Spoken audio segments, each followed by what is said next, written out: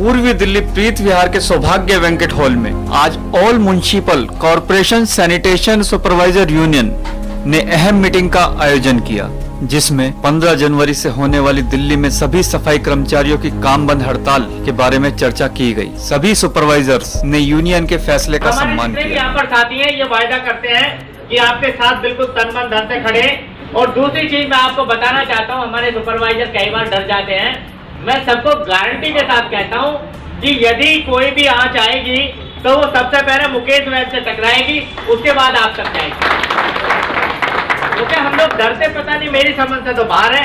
मैं ये हमारे कैमरामैन यहाँ पर आए हुए हैं, हमारे पत्रकार भाई आए हुए हैं, दीपक जी आए हुए हैं, पराग जी आए हुए हैं, अशोक जी आए हुए हैं, इनके चैनल के माध्यम से कहता हूँ कि जिसकी माँ ने दूध पिलाया हो वो मेरे पे अटैक करके दिखाए। मैं स्ट्राइक में शामिल हूँ, मैं स्ट्राइक कर रहा हूँ और करा रहा हूँ, और जिसमें ताकत है वो हमारे खिलाफ कार्रवाई करा के दिखाए। हम अपने अधिकार मांगने के लिए, ये हमारे अधिकार हैं, कोई किससे भीख नहीं मांग रहा और कोई हम किसी का शोषण नहीं करते। ये हमारे अधिकार हैं और हम अपने अधिकारों को लेकर मानेंगे, ये हम वायदा करते हैं आप सब लोगों से। बड़ी दुख की बात है कि दिल्ली जैसे शहर के अंदर हमें वेतन के लिए मांग करनी पड़े। बड़े दुख की बात है कि हमें वर्दी के लिए, ये वर्दी हाउस में पास तो कर दी, ये वर्दी हाउस में पास तो कर दी। अरे देगा कौन? तुम्हारा बाप देगा इसे, इसके पैसे लेकर मानेंगे, ये मेरा वायदा है। 30 साल से वर्दी नहीं दी जा रही सुपरवाइजर को। सुपरवाइजर को तो डिपार्टमेंट ये समझता है कि गुलाम है और इनसे गुलामी कराई जाए, इनको वेतन ना दिया जाए। आज वेतन की, पैसे की हर आदमी को आवश्यकता है। अब दिल्ली के माहौल को देख लीजिए, महंगाई को देख लीजिए, कोविड-19 को देख लीजिए, लोगों ने कैसे कैसे गुजर बसर अपने घर में किया है, कैसे कैसे अपने बच्चों का लालन पालन किया है। मैं समझता हूं यदि आपको समय पर वेतन नहीं है तो धिक्कार है ऐसी सरकार को, धिक्कार है तीनों कमिश्नर को। नहीं चल रही है, पिछले 1.5 साल से हमारे साथ ये चल रहा है, या जब से बीजेपी ये शासन आया तब से हमें ये दिक्कत हुई। 6 साल से जब से वो हुआ है कि हमारी तनख्वाहें, हमारे ड्यूज कभी टाइम पे नहीं मिलते, और हम लोग इस चीज़ को बैठे हुए कि निगम के साथ हमेशा हमने हमेशा हेल्प करा और उनके साथ सहयोग करा, अपने काम मेहनत और ईमानदारी से करते रहे। लेकिन आज की डेट में इन लोगों ने खेल समझ रखा है, हमारी सैलरीज का, हमारे पेंशन का कोई ख्याल नहीं रखते, इसलिए मजबूरन होकर हमें हड़ताल पे जाना पड़ा। आगे टीकाकरण का जो प्रोग्राम आने वाला है, वैक्सीनेशन का प्रोग्राम आने वाला है, वो भी बहुत बड़ा हिट होने वाला है, क्योंकि उसमें भी सब लोग सहयोग करने वाले हैं। कोई टीकाकरण नहीं होगा, कोई वैक्सीनेशन नहीं होगी जब तक हमारे पैसे हमें नहीं दिए। हाँ, दीपक जी, पराग जी, अशोक जी, आप सब लोगों का धन्यवाद। और आज जो ये मीटिंग की गई है सुपरवाइजर यूनियन के द्वारा, ये इसीलिए है कि जो हमारे सुपरवाइजरों के साथ अत्याचार होते हैं उनके लिए आज ये मीटिंग बुलाई गई। और 15 तारीख से हम लोगों ने जो नोटिस लगाया हुआ हड़ताल का, उसके लिए आज ये मीटिंग बुलाई गई थी। दूसरी ये माना जाए कि 15 तारीख से सभी नगर निगम के कर्मचारी हर विभाग के हड़ताल पर जा रहे हैं। बिल्कुल बिल्कुल, माना नहीं जाए, नोटिस लगा दिया है और सभी चैनलों पर भी, और आज के हिंदुस्तान अखबार में भी आया है और भी चैनलों पर आ रहा है। और बिल्कुल 100% हड़ताल पे हम सब लोग जा रहे हैं, सुपरवाइजर भी और हमारे कर्मचारी भी। सर, यहाँ एक तरफ दिल्ली के दरवाजे पर हजारों किसान जमे हुए हैं, अगर दिल्ली के अंदर भी अगर नगर निगम कर्मचारी हड़ताल पर जाते हैं तो दिल्ली कूड़ा कूड़ा होना तय है। बिल्कुल तय है। अभी तो कोरोना फैला, ना जाने कैसी कैसी महामारियां फैलेंगी।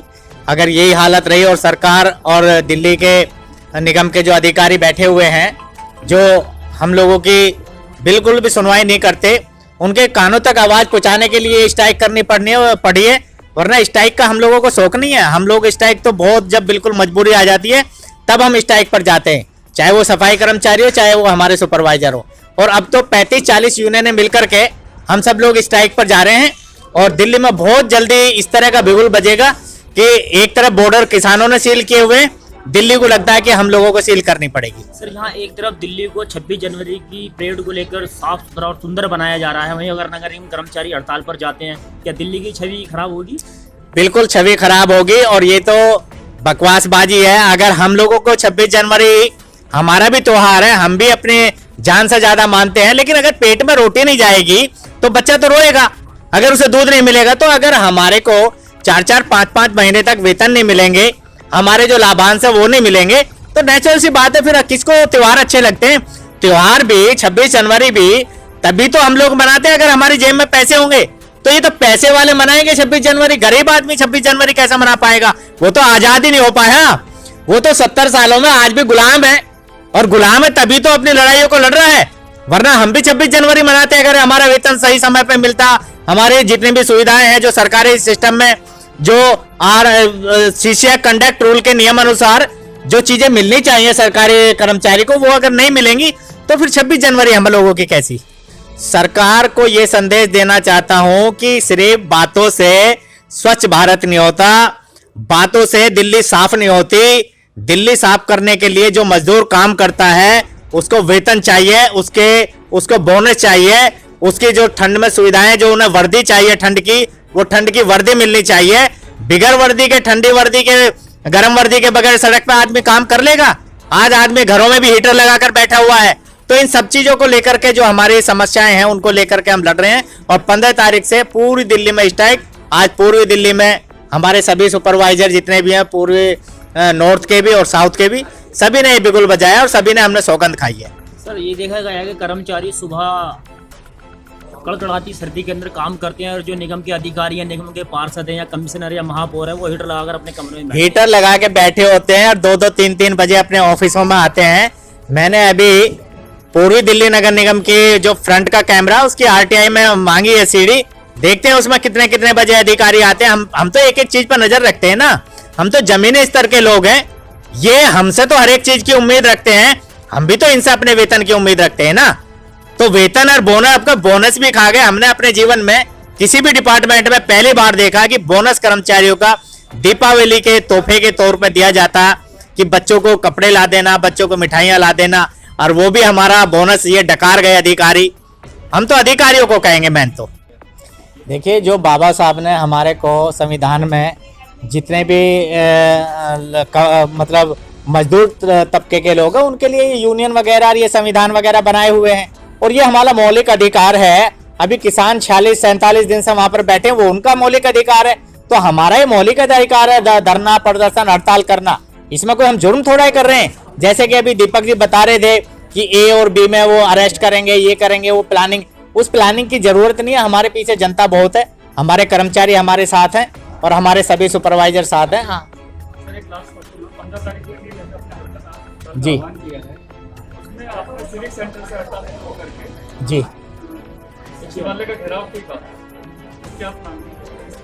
हम सब लोग पहले सिविक सेंटर जाकर के वहां पर अपना संदेश देंगे, वहां पर मीडिया वगैरह होगी, हमारे सभी लोग वहां एकत्रित होंगे, और वहां से हम जुलूस बनाकर मुख्यमंत्री के द्वार तक जाएंगे, सचिवालय तक। तो सचिवालय पर जाकर के हम फिर दोबारा से अपने क्षेत्रों में जाके काम बंद करेंगे। तो हमारा मैसेज जाना चाहिए कि पहले हम सिविक सेंटर एकत्रित होंगे और उसके बाद हम रैली बना करके सिविक सचिवालय पर जाएंगे। मेरा नाम जुल्फिकार खान है।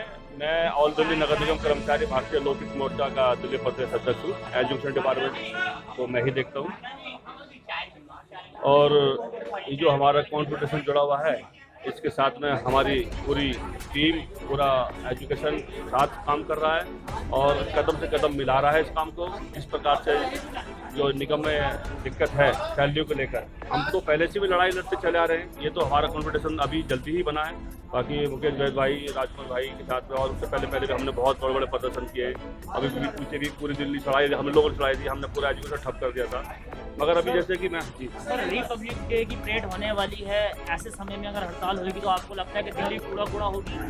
नहीं, बिल्कुल होगी और होनी भी चाहिए।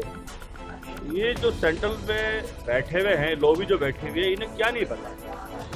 इनकी जो टीम 50 IB से लेकर विजिलेंस से लेकर, इनको क्या मालूम नहीं है कि दिल्ली के अंदर क्या हो रहा है?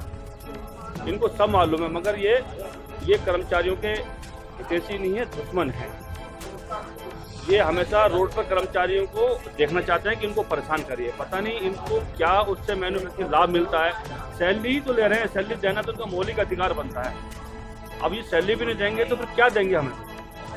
कुछ महीनों में देखा गया है बड़ी यूनियन है कर्मचारियों की, हड़ताल का आह्वान तो करती है, मगर 1 दिन या 2 दिन के बाद दम तोड़ देता है आंदोलन। नहीं, मैंने अभी जैसे मेरे मंच पे एक बात मैंने कही थी कि किसी न किसी पार्टी से लोग बहुत जुड़े हुए होते हैं और कहीं न कहीं उसके प्रेशर में आके बैठ जाते हैं। तो मैंने खुले मंच पे एक मैंने बात कही थी कि हमें वो छोड़ना होगा। अगर हम कर्मचारियों के लीडर हैं और कर्मचारी हमें लीडर मानता है, तो हमें अपना पार्टी मोह भंग छोड़ना होगा, जिससे जब भी हम अपने कर्मचारियों का भला कर सकते हैं। अगर पार्टी का मोह भंग हम साथ में रखेंगे तो शायद वही स्थिति है जो आप कहना चाह रहे हो, क्यों कहीं ना कहीं प्रेशर में आके वो बैठा देते हैं। ये आपने बिल्कुल अच्छा सवाल पूछा है, और हकीकत में होगी और कम नहीं होगी और ज्यादा होगी। जब कर्मचारी को अपना एक वेतन ही नहीं मिल पाएगा तो कर्मचारी क्या करेगा। आप देख रहे हैं कि 4 बजे से कर्मचारी आता है और उसी इतनी ठंड में आकर के वो काम कर रहा होता है। और हमारा जो सुपरवाइजर्स है, आपको और एक आपके बीच में बताना चाहता हूं कि जो रात को भी 11 बजे तक जो ड्यूटी लगाई हुई है किसी भी डिपार्टमेंट की नहीं है, और उसके बावजूद भी सुबह आकर के 6 बजे 7 बजे आकर अटेंडेंस देना और पूरा काम कराना इतनी सर्दी में, उसके लिए अभी जो हमारे महामंत्री जी अभी अग्रवाल जी बता रहे थे कोई कैशलेस नहीं है। अभी हमारे अध्यक्ष मुकेश बैद जी ने जो बताया, बहुत सारी चीज बताई, तो सारी ये समस्याएं तो होगा, बिल्कुल होगी, स्थिति तो खराब होगी। तो ये जो आंदोलन हो रहा है इसमें बिल्कुल आप तैयार हैं? बिल्कुल तैयार है। इसमें सोचने की बात है, इसमें पूछने की बात है। ये तो आप ये सोचिए ना कि जिसके पेट में आज की बताता हूँ, हमारी जो अभी मीटिंग हो रही थी माननीय डीसी महोदय से, वो कह रहे हैं मुझे अगर 6 महीने तक आपको वेतन नहीं मिलेगा तो खर्चे कम कर दीजिए। जहां आप 5,000 रुपए आप खर्च करते हैं वहां 500 रुपए का खाना खा लीजिए। ऐसा कभी होगा? बच्चों को कहाँ ले जाएंगे? कर्मचारी एक बहुत उसको एक जो किसी को तो 10,000 12,000 सैलरी जो मिल रही होती है उससे उनका खर्चा चल रहा होता है, वो बेचारा क्या खाएगा? क्या हवा ये जो इतनी ये सर्दी में क्या वो हवा खा के अपने जिएगा? जो आज देख रहे हैं कि आप अगर हमारे आज बाढ़ में आगे अगर देखें तो आप देखेंगे कर्मचारी बेचारा उसके पास कपड़े तक पहनने के नहीं होते हैं, क्योंकि कोई वर्दी नहीं उसको दी जा रही है। थिएटर तो वो आता है, वो अपना काम कर रहा है। तो ये तो बहुत जो है अन्याय की है, जो हमारे अधिकारी जो लोग जो अन्याय कर रहे हैं, तो बिल्कुल ये अन्याय तो हम चाहेंगे नहीं। एक महामारी जो चल रही थी, इस महामारी ने हमने और हमारे सफाई कर्मचारियों ने इतना काम किया, दिन रात किया, हमने नाइट की ड्यूटी भी की है, दिन रात हमने काम किया यही सोच के कि दिल्ली को महामारी से बचाया जाए। लेकिन अब हम भी मजबूर हो गए, हमारे भी बच्चे हैं, सबको जो है खाने के लिए तो रोटी तो चाहिए ही ना, और भी कुछ नहीं चाहिए, खाने के लिए 2 वक्त की रोटी तो चाहिए। और जब हमें वेतन ही नहीं मिलेगा तो हम क्या भूखे पेट क्या करेंगे? वजन क्या होगा भूटे पे? कुछ भी नहीं हो पाएगा। एक तरफ देश के प्रधानमंत्री स्वच्छता कर्मचारियों के चरण गंगा जल से धोते हैं और एक तरफ उन कर्मचारियों की 5 महीने तनख्वाह नहीं आ रही, क्या कहेंगे? दिखावा है? देखिए ये सब एक दिखावा है। क्या प्रधानमंत्री जी नहीं जानते कि एमएससीडी को तनख्वाह नहीं मिल रही है? वो सेंटर में बैठे हुए हैं, सेंटर में होने के बावजूद क्या उनके पास तक ये खबर नहीं पहुंच रही? सफाई अभियान के नाम पे, स्वच्छता अभियान के नाम पे उनके पास करोड़ों रुपए है देने के लिए निगम को, लेकिन सफाई कर्मचारियों की, सुपरवाइजर की सैलरी देने के लिए उनके पास कुछ भी नहीं है। ये सिर्फ एक दिखावा है, मैं तो यही कहूंगा कि एक दिखावा है सिर्फ।